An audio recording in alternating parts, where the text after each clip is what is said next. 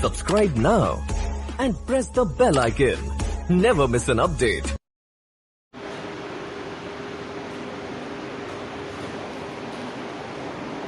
As I flew into Bangalore yesterday, I was surprised to see festivities everywhere. I knew, of course, that November 1 is Karnataka Rajya Utsav Day and celebrations are in order. Evidently, Bangalore had dug up for another festival to celebrate an achievement which has earned this beautiful city a proud place on the global information technology IT map. I am happy to inaugurate this unique festival, BangaloreIT.com. On this occasion, I extend my hearty Rajyotsav felicitations to the people of Bangalore and Karnataka, and also express my deep appreciation for what your city has achieved in the field of information technology. After Bangalore showed that what is possible, many other cities of India have joined the IT march.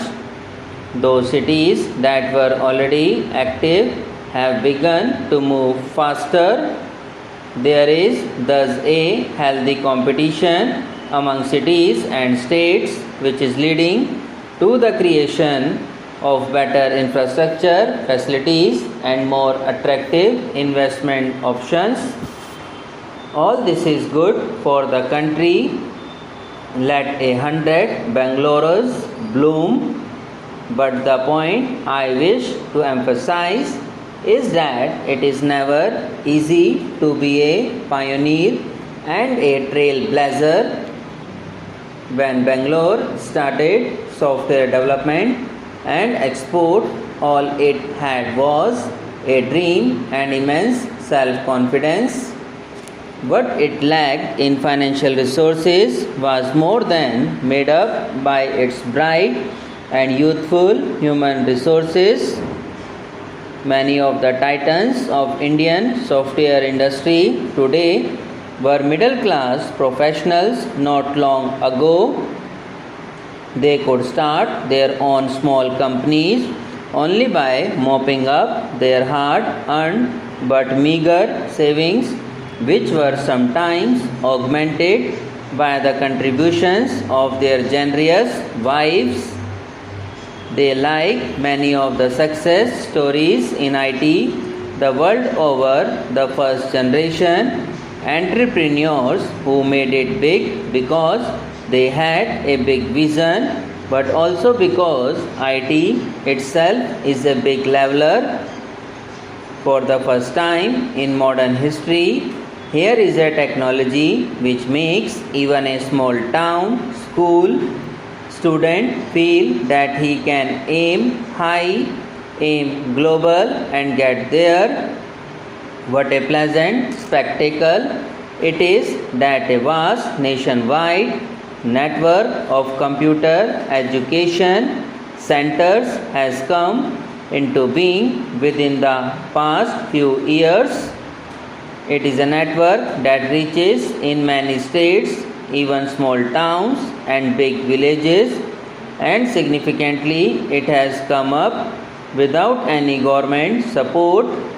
When I see the annual results of Indian software companies, I feel very proud. Friends, I have never used a computer in my life. However, I know what computers and information technology in general are doing to change the life around in the revolutionary every facet of our national planetary life.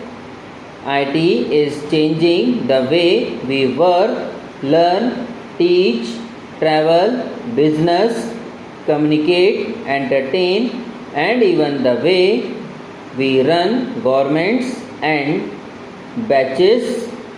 The amazing changes we have already seen this area are nothing compared with what is in the suffering the coming years and decades.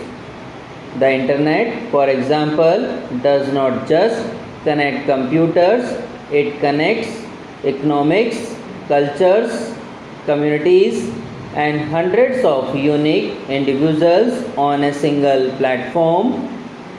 It is truly lying on the basis for a new phase of progress of human exploration. Can India, which is the cradle of civilization, lag behind in this march of IT? No, for us in India, information technology does not have only an economic significance.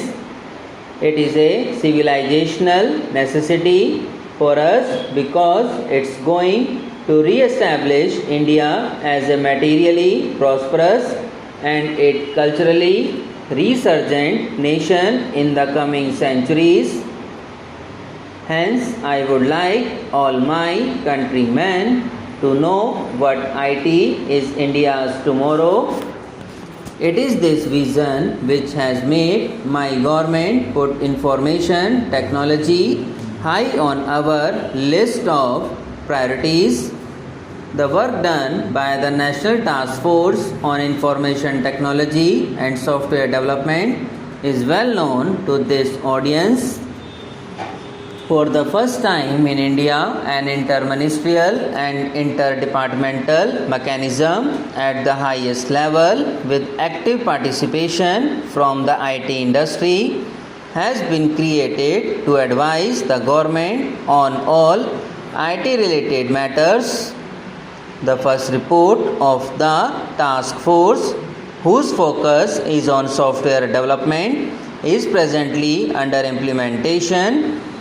If there are grievances about the speed and nature of implementation, please let us know. I assure you that we will set them right.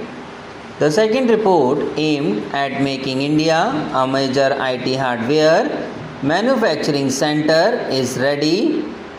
The government will adopt the same fast track approach to its examination and adoption as was done in the case of the first report. The government recognizes that creation of a nationwide high bandwidth telecom infrastructure is crucial for all that we want to achieve in the field of information technology. As I announced only last week, we have already taken a number of bold and time-bound initiatives in this direction. Work has begun on the formulation of a new national telecom policy which addresses the challenges of as well as the tremendous opportunities in the convergence between telecom, IT, media and consumer electronics. Now,